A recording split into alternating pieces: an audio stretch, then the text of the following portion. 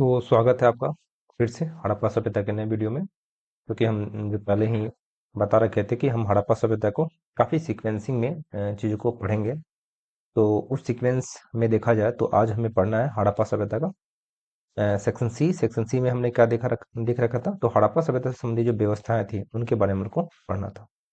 एक एक करके हम लोग पहले देख लेते हैं कि इस सेक्शन में हमें क्या क्या पढ़ना है। तो सबसे पहले हमें नगर नियोजन व्यवस्था पढ़ना है, फिर राजनीतिक व्यवस्था पढ़ना है, फिर वहाँ की आर्थिक व्यवस्था पढ़ना है, फिर धार्मिक व्यवस्था पढ़ना है, फिर संधो कला और अंत में जो है पतन पढ़ना है। ठीक है, तो शुरू करते हैं हम लोग इसी के साथ। तो पहला है नगर नियोजन जो व्यवस्था है। उसमें अगर हम देखें तो जो अधिवास यानी कि रहने का जो उनका मतलब कहाँ रहते थे, किस प्रकार के मकान में, या फिर वो जो नगर था वो किस प्रकार से बना हुआ था, उन सब के बारे में, यानी कि अधिवास का स्वरूप, इनका जो निवास रहने का जो जगह था वो जगह कैसा था उसके बारे में। तो सबसे पहले देखते हैं नगर नियोजन प्रणाली। तो नगर नियोजन प्रणाली के बारे में अगर देखा जाए तो पहला है कि इसमें तीन चीजों को पढ़ना है: नगर का निर्माण, फिर नगरों का वर्गीकरण, फिर सड़क निर्माण प्रणाली। फिर आगे अगर देखें तो भवन के निर्माण में हमें दो चीज को पढ़ना है: एक भवन निर्माण का स्वरूप, फिर भवन निर्माण के घटक, यानी कि किन किन चीजों से मिलकर के एक भवन को बनाया जाता था। फिर इसी क्रम में आगे पढ़ना है हमें जल निकासी प्रणाली। और आखिरी है हमारा बिंदु जो पढ़ना है वो क्या है, तो अन्य विशेषताएं इनसे संबंधित। तो एक एक करके हम लोग पढ़ने का कोशिश करते हैं। तो पहला देखिए, नगर नियोजन व्यवस्था में देखा जाए तो वहां नगर नियोजन प्रणाली जो थी वो किस चीज पे आधारित है, तो ग्रिड प्रणाली। ग्रिड मतलब होता है जाल, जालनुमा प्रणाली। जैसे कि जाल को आप देखिएगा तो जाल क्या होता है, उसके प्रत्येक खंड जो है समकोण पे कटते हैं, यानी कि 90 डिग्री के 90 डिग्री के कोण पर ये आप मतलब करते हैं। तो देखिएगा यहाँ पे कि ये जो सड़कें हैं ये कितने पे, तो ये सबको एक दूसरे को समकोण पर काट रही है ना। तो सीधे सीधे बात यह है कि हड़प्पा सभ्यता में जो नगर नियोजन प्रणाली थी वो किस प्रणाली पर आधारित थी, तो ग्रिड प्रणाली पे आधारित थी। जो सड़कें आपस में एक दूसरे को कितना में, तो समकोण यानी कि 90 डिग्री पे एक दूसरे को काटते थे। फिर अगर आगे हम बात करें कि प्रायः सभी नगर दो भागों में वर्गीकृत होते थे, जैसे कि हम पहले पढ़ चुके हैं। एक था पश्चिमी टीला और दूसरा था पूर्वी टीला। पूर्वी टीला में सामान्य जन रहा करते थे और जो पश्चिमी टीला था उसमें उच्च वर्ग के लोग रहते थे। और नेक्स्ट अगर बात की जाए तो ये जो वर्गीकरण का जो हम अभी पढ़ रहे हैं, तो वो वर्गीकरण किसके अकॉर्डिंग, तो ये स्टुअर्ट पिगट और मॉर्टिमर व्हीलर के अकॉर्डिंग। उनका मानना है कि इस तरह की नगरों का जो वर्गीकरण किया गया है, हो ना हो वो वर्गीकरण का बेस यही होगा। तो ये स्टुअर्ट पिगट और मॉर्टिमर व्हीलर के अकॉर्डिंग ऐसा है। अब सवाल ये है कि क्या सारे नगरों का वर्गीकरण इसी तरह से हुआ था या इसके कुछ अपवाद भी थे, तो इसके कुछ अपवाद भी थे। जैसे कि लोथल और सुरकोटदा की बात करें तो यहाँ पे संपूर्ण जो क्षेत्र है एक रक्षा प्राचीर से घिरा हुआ था, अर्थात एकीकृत नगर प्रणाली यहाँ पे व्यवस्थित थी। यानी कहने का अर्थ ये है कि मान लीजिए कि ये नगर है, ठीक है। तो एक नगर है जिसको हम लोग पश्चिमी टीला कहते हैं, तो ये पश्चिमी टीला हो गया। एक यहाँ पे हो गया पूर्वी टीला। तो पूर्वी टीला का क्या कर रहा है कि यहाँ पे कौन रहते थे लोग, तो जन समान लोग रहते थे। और यहाँ पे कौन रहते थे लोग, तो ये रहते थे जो उच्च वर्ग के लोग होते थे। तो ये समान तौर पे हड़प्पा सभ्यता के जो भी नगर है उसमें इस तरह का वर्गीकरण देखने को मिलता है। लेकिन अगर हम बात करें लोथल और कुशोरकोटदा का, तो उसमें क्या मिलता है कि जो संपूर्ण क्षेत्र, मान लीजिए कि ये जो है ये मान लीजिए सपोज मान लीजिए कि ये नगर था मोहनजोदड़ो। और मोहनजोदड़ो में हमने क्या देखा कि मोहनजोदड़ो दो भागों में बटा हुआ था, एक था आपका पूर्वी, एक था पश्चिमी। लेकिन अगर लोथल और सुरकोटदा की बात करें तो लोथल और सुरकोटदा में जो ये जो है ना, ये वाला जो ये जो से घिरा हुआ है, जिसमें ये बताया गया है क्या कि यहाँ पे कौन रहेंगे, यहाँ पे समान जन रहेंगे, और यहाँ पे इसमें कौन रहेंगे, तो उच्च वर्ग के लोग रहेंगे। तो ये चीजें सुरकोटदा और लोथल में वर्गीकृत नहीं की गई है। यानी कि कहने का अर्थ है कि पूरे नगर को, जो दो नगर है ना, उन पूरे नगर को एक ही प्रचिर यानी कि एक ही बाउंड्री से घेर दिया गया है। कहाँ पे आके, तो लोथल और सुरकोटदा पे। चलिए आगे देखते हैं। अगर बात करते हैं चहुंद्रों की, तो कह रहा है कि यह गैर दुर्गीकृत नगर है, यानी कि यहाँ पे ये जो बाउंड्री जैसा कोई चीज है ही नहीं। फिर अगर हम धौलावीरा की बात करते हैं तो धौलावीरा कह रहा है कि यह नगर क्षेत्र तीन भागों में वर्गीकृत है। जैसे कि समान तौर पे दो भाग है, एक है पश्चिमी और एक है पूर्वी। लेकिन ये जो है तीन भागों में वर्गीकृत है, यानी कि मान लीजिए कि एक दो और तीन। तो तीन भागों में वर्गीकृत है। तो ये एक है पश्चिमी टीला, दूसरा मध्य टीला और तीसरा पूर्वी टीला। तो पूर्वी टीला में तो समान तौर पे जन समान रहते थे, और पश्चिमी टीला पे समान तौर पे उच्च वर्ग रहते थे। तो सवाल ये है कि ये किसके लिए बनाया गया था? तो ये जो मध्य, जिसको मध्य टीला का नाम दिया गया, इसमें ये जो उच्च वर्ग के जो लोग होते थे ना, यानी कि पश्चिमी टीला से संबंधित जो भी लोग थे, उनके रिश्तेदार नातेदार जो कहाँ रहते थे? इस मध्य टीला में रहते थे। ठीक है। अब बात करते हैं कोट दीजी और आमरी की। तो कोट दीजी और आमरी की बात करते, कह रहा है कि यहाँ की बस्तियां की बस्तियों की किलाबंदी के साक्ष्य नहीं मिले हैं, यहाँ पे भी किलेबंदी नहीं किया गया। फिर कालीबंगा की बात करते, कह रहा है कि यहाँ दुर्ग एवं निचला शहर दोनों एक ही प्राचीर से घिरा हुआ है। तो जैसे कि ऊपर हम लोग चर्चा कर चुके हैं, मतलब ये वाला टीला यानी कि पश्चिमी और पूर्वी जो टीला है, मान ली कि ये कोई नगर है, ठीक है। तो इस नगर में इस क्षेत्र को भी एक रक्षा प्राचीर से, यानी कि एक दीवार से, कैंपस से इसको घेर दिया गया। जैसे कि हमारे घरों के बाहर क्या होता है? कैंपस होता है, बाउंड्री होती है। उसी तरीके से यहाँ पे घेर दिया गया, इसको यहाँ पे घेर दिया गया। ठीक है। तो इसमें जो है कालीबंगा में ना, जो कह रहा है कि यहाँ दुर्ग और निचला शहर दोनों जो रक्षा प्राचीर से घिरा हुआ था, यानी कि सब में देखे कि समान तौर पे ये घिरा था, लेकिन यहाँ पे कालीबंगा में क्या दिख रहा है कि ये भी दीवारों से घिरा हुआ है और ये भी दीवारों से घिरा हुआ है। तो ये अपवाद थे नगर नियोजन प्रणाली के। फिर अगर हम बात करते हैं भवन निर्माण में, तो भवन निर्माण में देखिएगा तो स्वरूप के आधार पे ये जो है दो तीन मंजिला भी हुआ करते था। ठीक है। जैसे कि आप मोहनजोदड़ो मूवी में देखिएगा तो वहां पे दो मंजिला तीन मंजिला भवन हुआ करता था। फिर स्नानागार भी वहां पे होता था उस भवन में समान तौर पे। फिर शौचालय, फिर रसोई घर, ठीक एक आंगन होता था, और एक से अधिक कमरे वाले भवन होते थे। फिर दरवाजे और खिड़कियां प्रायः बंद गलियों में खुला करते थे, लेकिन इसके भी अपवाद हैं। बंद गलियों कहने का मतलब क्या होता है?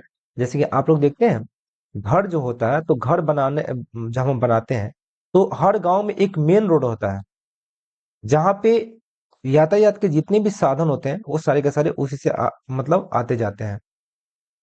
ठीक, तो वहां पे क्या होता है, यातायात के जो भी साधन होते हैं आते जाते हैं, तो इस बात का भी खतरा रहता है कि हो सकता है कि वहां पे कोई गाड़ी, कोई भी वाहन अगर जाता है, तो सुरक्षा के दृष्टिकोण से वहां पे किसी को चोट लग गया, किसी का एक्सीडेंट हो गया, तो संभवतः इसी से बचने के लिए हड़प्पा सभ्यता में देखा जाए तो सामान्यतः सारे नगरों में जो है, जो खिड़कियां और दरवाजे दरवाजे जैसे खिड़कियां इसलिए बनाया गया ताकि धूल कण वगैरह उड़े तो घर में ना घुसे, और ये दरवाजे सुरक्षा के दृष्टिकोण से बनाया गया। और तो ये सारे के सारे जो ना मेन रोड पे नहीं खोले गए हैं। जैसे कि मान लीजिए ये हो गया आपका मेन रोड, ये हो गया आपका बिल्डिंग, ठीक है। फिर ऐसा ये बीच में एक रोड हो गया छोटा सा, जो बंद गली टाइप का जो होता है ना, छोटा छोटा रोड, सड़क जो दो मोहल्ला के बीच होता है। और ये फिर हो गया मकान, और फिर यहाँ पे हो गया मेन रोड। तो इन दोनों मकानों के ना खिड़की और दरवाजे कहाँ खुलेंगे? इस बंद गली में खुलेगा, इस बंद गली में, ना कि इस मेन रोड पे या फिर इस मेन रोड पे। लेकिन लोथल और की बात की जाए तो कह रहे हैं कि ये अपवाद स्वरूप इसके दरवाजे और खिड़कियां गलियों में ना खुल करके अक्सर कहाँ खुलते थे? सड़कों पे खुलते थे। ठीक है। नेक्स्ट बात करते हैं, अगर हम आगे देखें तो कह रहे हैं कि घटक की बात करें तो किन चीजों से मिलकर बनाया जाता था? तो इनको बनाने के लिए ईंटों का इस्तेमाल होता था, और ईंटें ईंटें जो प्रायः जो है की ईंटें होती थी। कह रहे कि अन्य सभी जगह भवन निर्माण में की ईंटों से भी मतलब क्या होता था। फिर कच्चे ईंटों का जो से भी मकान बनाने का साक्ष्य कहाँ से मिला? कालीबंगा से। फिर बोला कि ईंटों के आकार का जो अनुपात था, ये अनुपात ऐसा था, यानी कि 4:2:1। मोस्ट इंपॉर्टेंट, काफी पूछा गया है। यानी कि जो है इसकी लंबाई कितनी होती थी? 4। चौड़ाई कितनी होती थी? इसकी 2 होती थी। और फिर मोटाई कितना होता था? 1 होता था। ठीक है। तो ये आपका मोस्ट इंपॉर्टेंट है, इस बात को ध्यान रखिएगा। फिर बोल रहा है कि दीवारों की जुड़ाई की बात की जाए तो दीवारों की जुड़ाई गारे और चूने से निर्मित से होती थी। किस बॉन्ड पे? तो इंग्लिश बॉन्ड, उसको इंग्लिश पद्धति उसको कहा गया। जैसे कि एक होता है ना ईंटे की अगर जुड़ाई की है, तो एक ईंटा का जुड़ाई ऐसे होता है, एक ईंटा ऐसे रख दिए, फिर ऐसे ईंटा रख करके जुड़ाई करते रह गए। ठीक है। उसमें क्या होता ऐसे एक बार ऐसे जुड़ाई भी होती है, ईंटा को ना ऐसे रख करके। ठीक है। फिर बात करते हैं मेहराब। कह रहे कि यहाँ पे जो मेहराब है वो टोड़ा है, और जो मेसोपोटामिया का जो मेहराब है वो क्या था? गोला था। ठीक है। मेहराब मतलब जो गेट का जो दरवाजा जो होता है ना, तो जो दरवाजा बनाते हैं तो वहां पे जो दरवाजा था ये से नोकीला हुआ करता था। लेकिन और हड़प्पा मेसोपोटामिया में क्या था, ऐसे गोलकार हुआ करता था। ठीक है। अब कह रहे कि घरों से गंदे पानी को निकालने के लिए सामान्य तौर पे क्या होती थी, मुड़िया होती थी। तो देखिएगा, घड़ों से गंदे पानी को निकालने के लिए मोड़ी होता था। फिर मोड़ी को मेन जो नाला होता था, उस नाला से पहले एक मेन होल बना दिया जाता था, ताकि इसमें जितने भी कचरे हों वो कचरे का हो जाए, यहाँ पे जाकर के जमा हो सके। और ताकि ये जो मेन हमारा जो नाला है, ये नाला में किसी प्रकार का कोई कचरा ना हो। और इसमें जब कचरा नहीं होगा तो उसमें कोई समस्या नहीं आएगी, आराम से वो पानी क्या होता है, प्रवाहित होते रहेगा। यानी कि साफ सफाई के प्रति हड़प्पा वासियों की काफी एक अच्छी सोच समझ थी, बहुत अच्छे तरीके से उन्होंने इसको सेटअप किया था। फिर बात करते हैं कि हड़प्पा सभ्यता के सबसे बड़े ईंट मतलब क्या ईंट के साक्ष्य कहाँ से मिले हैं, मोहनजोदड़ो से मिले हैं। फिर बोला कि हड़प्पा सभ्यता में भवन निर्माण हेतु अंग्लित मतलब कलाकारी किया हुआ ईंट के प्रयोग नहीं होता था, लेकिन हड़प्पा सभ्यता का एकमात्र स्थल कालीबंगा में भवन के निर्माण हेतु अलंकृत ईंटों का प्रयोग किया गया है। जैसे ये होता है ना कि ईंटों पे किसी चीज का चित्र बना देना, उस पे कुछ लिख देना, इस टाइप के चीजों को अलंकरण कहते हैं। उस पे कलाकारी करना, अलंकरण मतलब तो कलाकारी करना था। इस प्रकार के ईंटों का जो प्रयोग सामान्यतः हड़प्पा सभ्यता में नहीं होता था, लेकिन कहाँ पे, कालीबंगा में इस प्रकार के ईंटों से भवन का निर्माण हुआ है। फिर बोला है हड़प्पा सभ्यता में दीवारों की जुड़ाई किस चीज से, गारे एवं चूने के द्वारा होती थी। ठीक है। फिर बोल रहा है कि अगर देखा जाए इसमें, अगर सड़क को देखा जाए तो सड़क जो आपस में कितने डिग्री पे, तो समकोण पे काटते थे। ठीक है। और जब दो सड़कों जब आपस में जहां मिलते थे उसको बोलते थे ऑक्सफोर्ड सर्कस कहते थे। ठीक है, ये गली होता था और ये नाली होता था। कह रहे कि सभ्यता में, हड़प्पा सभ्यता में दो प्रकार की सड़कें होती थी। प्रथम जिसको राजपथ कहा जाता था, और अन्य सड़कें छोटी छोटी होती थी जो समांतर एक दूसरे को कितना पे, समकोण पर काटती थी। फिर बोला है कि हड़प्पा सभ्यता के नगरों में प्रवेश प्राय पूर्वी सड़कों के माध्यम से होता था। ध्यान रखिएगा, पूर्वी सड़कों के माध्यम से होता था। और जहां पूर्वी सड़क प्रथम सड़क से मिलती थी उसे क्या करते थे, ऑक्सफोर्ड सर्कस कहा जाता था। यानी कि एक तरीके से जंक्शन टाइप का होता था। फिर हम बात करते हैं हड़प्पा सभ्यता में। देखा जाए तो हड़प्पा सभ्यता में नालियों, सड़कों और तथा भवनों के जो कोण और किनारे बनाने के लिए किस प्रकार की ईंटों का प्रयोग किया जाता था, तो एल प्रकार के ईंटा। यानी कि एक कोण अगर बनाना है तो कोण बनाने के लिए, यानी कि ये कोण की आवश्यकता है, तो कोण बनाने के लिए दो ईंटों को ना जोड़ के सीधे उस तरह के ईंटें ही बना दिया जाते थे, ताकि कोण पे इसको आराम से जोड़ा जा सके। फिर बात करते हैं कि हड़प्पा कालीन नगरों में भवन तीन श्रेणियों में विभाजित किए गए थे। एक था आवासीय भवन, जिसमें मतलब जिसको सामान्य भवन भी कहा जाता था। एक होता था विशाल भवन, तीसरा होता था सार्वजनिक भवन या अन्नागार। सार्वजनिक भवन या जैसे कि सार्वजनिक स्नानागार या अन्नागार में देखा जाए तो ये सबके लिए था। विशाल भवन में मतलब सामान्यतः ये विद्यालय होता था, राज्यसभा भी होता था, इस टाइप के। आवासीय भवन में लोग रहा करते थे। करे कि मोर्टिमर व्हीलर और स्टुअर्ट पियर्स का मानना था कि हड़प्पा सभ्यता की संरचना एवं बनावट असाधारण प्रकार की एक एकरूपता है। मतलब सारे जो भी नगर है उन नगरों के काफी समानता है बनावट के आधार पे। प्राय नगर दो भागों में बटे हुए हैं, जो आप लोग ऊपर देख चुके हैं। लेकिन क्या अगर देखा जाए तो लोथल एक आयताकार बस्ती था, इसका कोई आंतरिक विभाजन नहीं हुआ था, जो भी हम लोग पढ़ चुके हैं। अर्थात इसे दूर या निचले शहरों में विभाजित नहीं किया गया था। मोस्ट इंपॉर्टेंट फिर बोला है कि सुरकोटदा बस्ती दो प्रकार के बस्तियों में बटा हुआ था। और यहाँ निर्माण में मूलतः कौन सी ईंटी का, तो कच्ची ईंटी एवं मिट्टी के ढेलों का प्रयोग किया गया था। मोस्ट इंपॉर्टेंट फिर बोला कि हड़प्पा सभ्यता में ईंटों का आकार एक जैसा था। इससे पता चलता है कि प्रत्येक मकान मालिक ईंटों का निर्माण स्वयं नहीं करता था, बल्कि इसको बनाने का एक बड़े पैमाने पे मतलब एक उद्योग चलता था। ये पी नहीं होगा, पर होगा। फिर अगर हम जल निकासी की बात करते हैं तो जल निकासी की बात करेंगे तो कह रहे हैं कि घरों से बेकार पानी को, जो हम लोग सब सारी की सारी चीजों को पढ़ चुके हैं, बस इसको हम थोड़ा सा जो मतलब ऊपर ऊपर हमने क्या किया कि ग्राफ में पढ़ा है, अब इसको हम लोग थोड़ा सा एक भाषा में चीजों को पढ़ने का कोशिश करते हैं। जैसे कि मान लीजिए कह रहा है कि घरों से बहने वाला बेकार पानी नालियों से होकर के बड़े नालों में चला जाता था, जो सड़कों के किनारे एक सिद्ध में होता था। अतः इससे यह पता चलता है कि उस जमाने में कोई ऐसी नागरिक प्रशासन व्यवस्था रही होगी जो शहर के सभी लोगों के हितों में सफाई संबंधित जरूरतों को पूरा करने का कार्य करती होगी। बिना प्रशासन की कोई संभावना मतलब हो ही नहीं सकती है किसी भी इतने बड़े पैमाने पर कोई इतना विकसित और बड़ा कोई सभ्यता है, तो बिना प्रशासन का कहाँ संभव है? तो यहाँ पे प्रशासनिक व्यवस्था कोई ना कोई होगी, नगरीय व्यवस्था। अब फिर आगे इस प्रशासन को हम लोग जस्ट आगे अब देखते हैं, राजनीतिक व्यवस्था के रेफरेंस में पढ़ते हैं। इसमें देखिएगा, अगर इसका क्षेत्रफल माना जाए तो लगभग लगभग 13 लाख वर्ग किलोमीटर है, जो हम लोग मतलब क्या पहले वाली क्लास में या पहले वाली वीडियो में पढ़े थे। हालांकि अभी तो इसका लगातार विकसित विस्तार हो रहा है। फिर बोला कि ये पूर्ण विकसित अवस्था में देखा, जैसे कि हमने देखा था हड़प्पा सभ्यता की 3 अवस्था देखे, एक प्राक हड़प्पा, एक पूर्ण विकसित और एक फिर उत्तर हड़प्पा। तो इसकी पूर्ण विकसित अवस्था की बात की जाए तो 1600 से 2600 से लेकर 1800 ईसा पूर्व, ठीक है, यानी कि बीसी बिफोर क्राइस्ट के बीच था। तो लगभग लगभग कितना हुआ ये? 800 वर्ष हुआ। अब कोई सभ्यता जो 800 वर्षों तक चल रही हो, उसको चलाने के लिए कोई ना कोई तो राजनीतिक व्यवस्था हो रही होगी। बिना राजनीतिक व्यवस्था को इतने बड़े समय में इतने बड़े सभ्यता को कैसे कोई बैलेंस कर पाएगा, कैसे कोई उसका प्रशासन को सही तरीके से मेंटेन कर पाएगा? तो कोई ना कोई व्यवस्था रही होगी। उसी के बारे में हम लोग आगे फिर पढ़ेंगे। बोला है कि सामाजिक वर्गों के आधार पर देखा जाए। अच्छा, इसको देख लीजिए, इसको पहले हम लोग कर लेंगे तब इसको अच्छा रहेगा। करे कि अतः इतने बड़े क्षेत्र को 6 से लेकर के 800 वर्षों तक प्रशासनिक व्यवस्था को नियंत्रित करने के लिए कोई ना कोई केंद्रीकृत राजनीतिक संगठन रही होगी। आगे हम इसको क्लियर करेंगे। ये में अब देखिए कह रहा है कि सामाजिक वर्गों के आधार पे देखा जाए तो इसमें कौन कौन लोग शामिल थे? तो पुरोहित वर्ग था, व्यापारी वर्ग और किसान वर्ग था। अगर देखा जाए तो व्यापारी वर्ग के पास सर्वाधिक पैसा था, सर्वाधिक प्रभाव था, प्रशासनिक व्यवस्था का नियंत्रण भी कौन? व्यापारी वर्ग को। क्योंकि देखिए जहां तक चीजें मिलती है पुरातात्विक, चूंकि हड़प्पा सभ्यता को जानने का एक स्रोत मात्र है पुरातात्विक, तो और कुछ साहित्यिक भी है। चूंकि हड़प्पा सभ्यता की खुद की लिपि आज तक पढ़ी नहीं गई है, तो इस पे जो है इसके बारे में कुछ खास जानकारी नहीं उपलब्ध हो पाती है। अगर देखिए, अगर हम हड़प्पा सभ्यता के बारे में देखा है तो हड़प्पा सभ्यता पहला था एक शांति प्रिय सभ्यता था।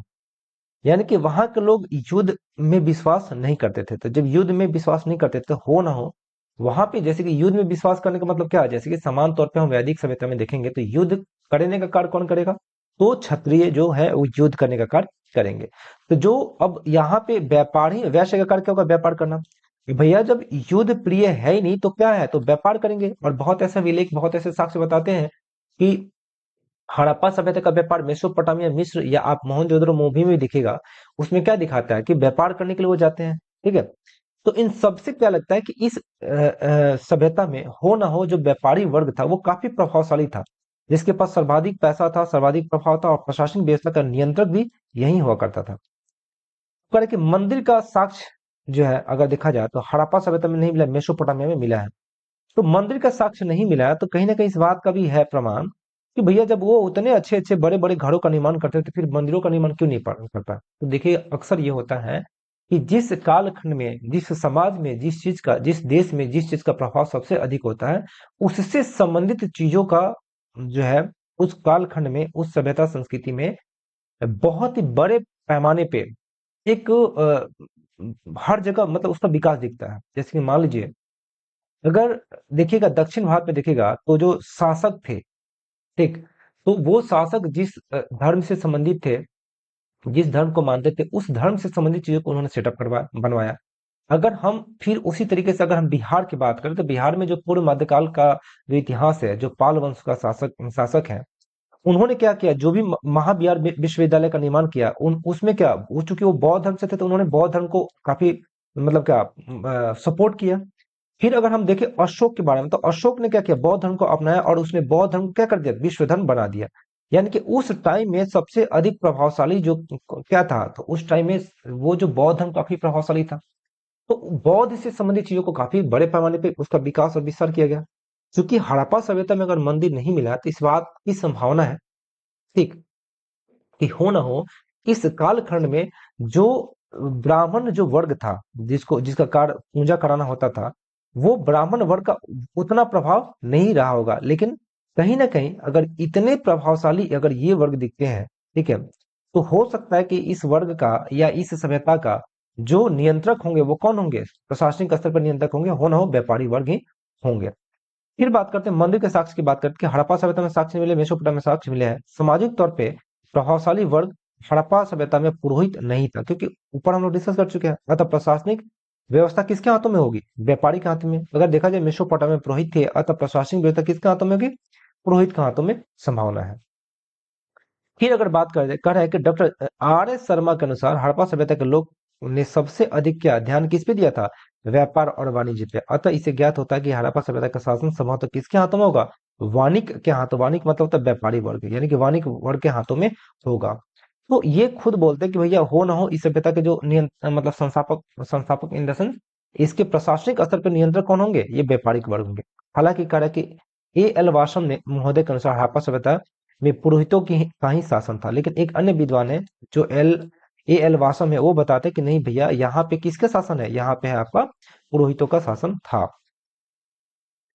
नेक्स्ट बात करते हैं कि अतः हम अगर मेसोपोटामिया में बात करेंगे जहां पे पुरोहितों का मतलब बोलबाला रहा होगा, अतः हम यह का अनुमान लगा सकते हैं कि मेसोपोटामिया में किसका शासन रहा होगा? पुरोहितों का शासन रहा होगा। फिर बात करते हैं कि हड़प्पा सभ्यता की शासन व्यवस्था एवं उससे संबंधित जो विद्वानों का मत है, यानी कि किनका मानना है कि उस हड़प्पा सभ्यता में किसका मतलब क्या मतलब वर्चस्व था, उसके विषय में देखा जाए तो ए एल वासम का मानना है कि वहां पे पुरोहितों के द्वारा शासन किया जाता था। आर एस शर्मा का कहना है कि व्यापारी वर्ग के द्वारा शासन किया जाता था। स्टुअर्ट पीरियड का मानना है कि पुरोहित करते थे। अनरेस्ट मैके यानी कि ए मैके का कहना है कि जनप्रतिनिधि का शासक था। ठीक। बीबी स्टुअर्ट का मानना है कि गुलामों पर ये आधारित पे नहीं होगा, पर आधारित ये शासक था। लोकप्रिय विचार क्या है? लोकप्रिय विचार यानी कि सर्वाधिक इतिहासकारों का मत क्या है कि यहाँ पे होना हो किस वर्ग का एज ए प्रशासक के रूप में वर्क करते होंगे? वो तो व्यापारी वर्ग। तो इससे पता चलता है कि सर्वाधिक जो मत है वो मत किसके पक्ष में है? तो व्यापारी वर्ग के मत में पक्ष में है। अब बात करते हैं आर्थिक जीवन। तो आर्थिक जीवन के बारे में अगर हम बात करते हैं कि ये जो है ये प्रथम भारतीय इतिहास का ये प्रथम नगरीय सभ्यता है। और ये इन्होंने नगरीय सभ्यता किसके द्वारा ये कहा गया? तो गॉर्डन चाइल्ड ने। और गॉर्डन चाइल्ड ने ही आगे चल के छठी शताब्दी ईसा पूर्व में जो बहुत सारी ऐसी घटनाएं घटेंगी, तो उसी घटनाओं को देखते हुए वो छठी शताब्दी ईसा पूर्व के कालखंड को भी वो द्वितीय नगरीय सभ्यता की श्रेणी में या द्वितीय नगरीय सभ्यता उसको कहेंगे। फिर बात करते हैं कि भौगोलिक स्थिति की देखा जाती है, ये सिंधु नदी घाटी के में स्थित था। और सिंधु नदी घाटी में किस मिट्टी कहते हैं? जलोढ़ या उर्वरक मिट्टी की बहुतायत थी, जो किसके लिए इंपॉर्टेंट था? तो कृषि उत्पादन के लिए काफी महत्वपूर्ण था। अब बोला कि अगर ये यहाँ पे सर्वाधिक उर्वरक भूमि रहेगा तो क्या हो जाएगा? उत्पादन बढ़ेगा, यानी कि उत्पादन बढ़ेगा तो उत्पादन अधिशेष की स्थिति आएगी। यानी कि उत्पादन अधिशेष का मतलब क्या होता है कि आपकी आवश्यकता है साल का 1 कुंटल चावल का, लेकिन आपके पास हो गया 5 कुंटल, तो आप क्या कीजिएगा? 4 कुंटल को आप बेच दीजिएगा। तो जो 4 कुंटल जो हुआ वो क्या हो गया? शेष हो गया, यानी कि आपके खर्च से अधिक हो गया 4 कुंटल। तो इसको बोलेंगे, चूंकि ये उत्पादन हो रहा है लेकिन हो क्या रहा है? ये आवश्यकता से अधिक हो रहा है, तो ये क्या हो गया? आवश्यकता से अधिक जो होता है उसको बोलते हैं अधिशेष। ठीक है, तो उत्पादन अधिशेष की स्थिति होगी तो उसको क्या करेंगे हम? फेंकेंगे तो नहीं, उसको हम क्या करेंगे? किसी दूसरे को बेचेंगे। तो जब बेचेंगे तो क्या करेंगे? जब दूसरे को हम बेच किन करते हैं तो क्या होता है? व्यापार वो का विकास होता है। तो व्यापार करने के लिए क्या होता है? नगरीकरण को प्रोत्साहन मिला। मतलब कि बहुत सारे लोग जो है, जैसे कि देखिए कहीं कहीं पे जो गांव घर में होता है कि किसी किसी जगह पे जब व्यापार नहीं होता तो वहां पे ना किसी किसी दिन तय निश्चित कर दिया जाता है कि भैया इस दिन यहाँ पे बाजार लगेगा। तो यहाँ पे बहुत सारे लोग क्या करते हैं? आते हैं अपने अपने सामानों को लेकर के बाजार यहाँ पे बाजार में आते हैं। तो एक धीरे धीरे क्या होता है ना कि यहाँ पे पहले कुछ मतलब नगर जैसा कोई ऐसी व्यवस्था नहीं होता रहा होगा, लेकिन धीरे धीरे क्या होता है, लोग जब लगातार यहाँ पे आते हैं तो धीरे धीरे यहाँ पे एक तरीके से एक बाजार बनने लगता है अस्थायी रूप से। और धीरे धीरे ये बाजार जो है एक नगर का रूप धारण कर लेता है। फिर बात करते हैं कि शिल्प उद्योग के कच्चे माल के प्राप्ति जो है यहाँ पे खुद हो पाती थी। और शिल्प उद्योग को ये इससे बढ़ावा मिलता था, क्योंकि जाहिर सी बात है इस अधिशेष उत्पादन से इनको इनकी आवश्यकता पूर्ति होगी और इनको जो मिले चाहिएगा ये देते होंगे, तो ये एक दूसरे की क्या होती थी? आवश्यकता को पूर्ति कर देते थे। और इस तरह हड़प्पा सभ्यता में जो व्यापार होता था वो किस पे? तो वस्तु विनिमय प्रणाली के आधार पर होता था। वस्तु विनिमय प्रणाली का मतलब क्या होता है कि किसी वस्तु को आप खरीदते हैं तो उसके लिए आप पैसा नहीं देंगे, मतलब एक वस्तु के बदले में दूसरे वस्तु को देना ही वस्तु विनिमय प्रणाली कहलाता है। जैसे कि अगर मोहनजोदड़ो मूवी में देखिएगा तो क्या करता है वो? नील को ऋतिक रोशन नील को किससे एक्सचेंज करता है? तो गेहूं से एक्सचेंज करता है। वो पैसा नहीं देता है, नील के बदले वो गेहूं देता है, तो उसी को बोलते हैं वस्तु विनिमय प्रणाली। नेक्स्ट बात करते हैं आर्थिक जीवन का आधार देखा जाता है। आर्थिक जीवन का आधार क्या कहता था? कृषि था, पशुपालन था, शिल्प उद्योग था और वाणिज्य व्यापार था।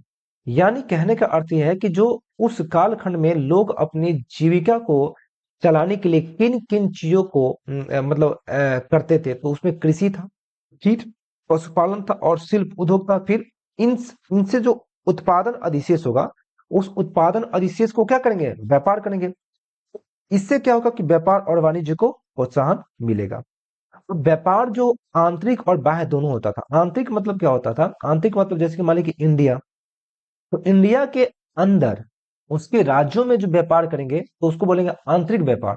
और इंडिया से बाहर विदेशों में अगर हम व्यापार करते हैं उसको बोलेंगे बाह्य व्यापार।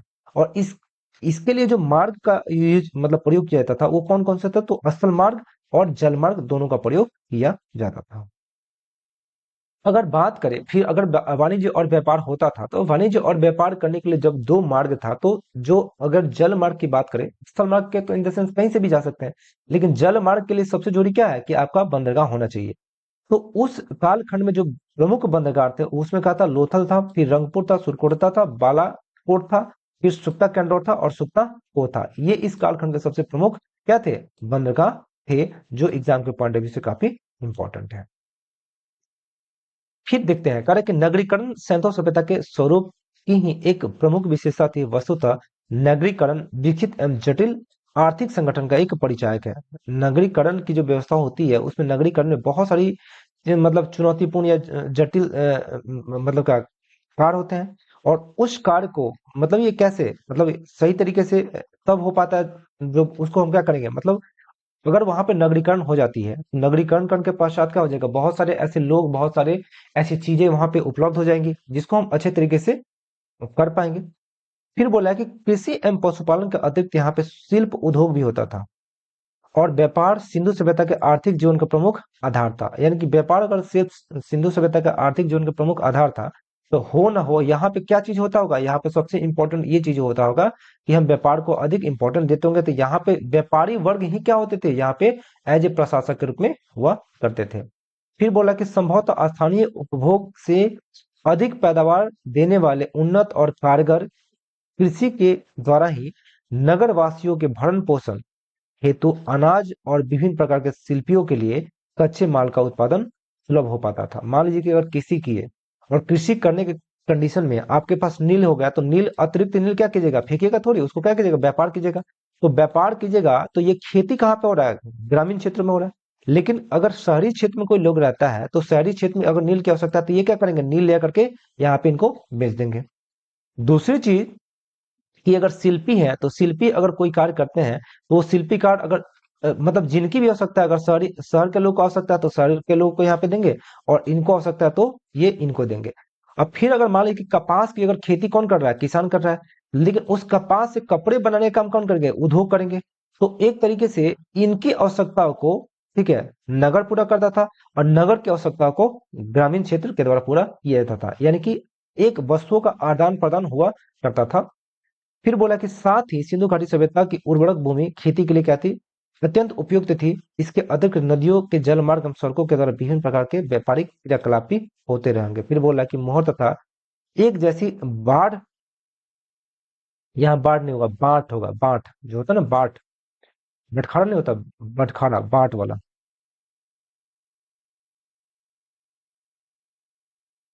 बांट।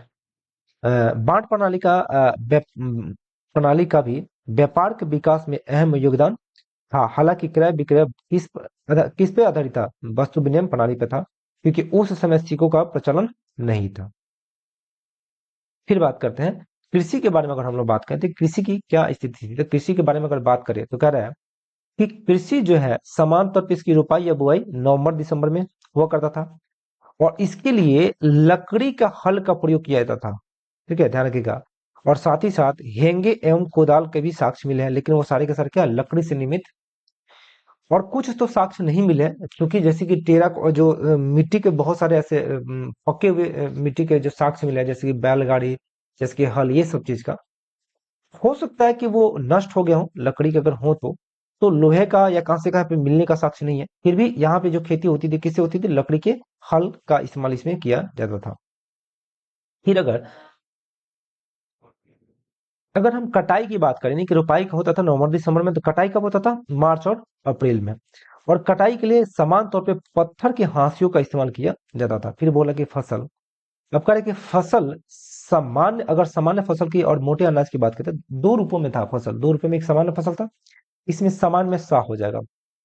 तो सामान्य में देखिएगा 9 प्रकार के फसल थे और मोटे अनाज में 6 प्रकार के थे, जैसे कि गेहूं, जौ, कपास, खजूर, तरबूज, मटर, राई, सरसों और तिल, ये सारे के सारे सामान्य फसल के श्रेणी में आते थे। फिर मोटे अनाज में देखिएगा रागी, कोदो, सावा, ज्वार, फलिया, बजरा आदि, ये सारे के सारे कौन थे? तो ये मोटे अनाज के फसल थे। फिर अगर हम नेक्स्ट बात करते हैं कृषि के प्रकरण, यानी कि कृषि को किस तरह से किया जाता था, तो कह रहा है कि कृषि जो है ये प्राकृतिक पर आधारित है।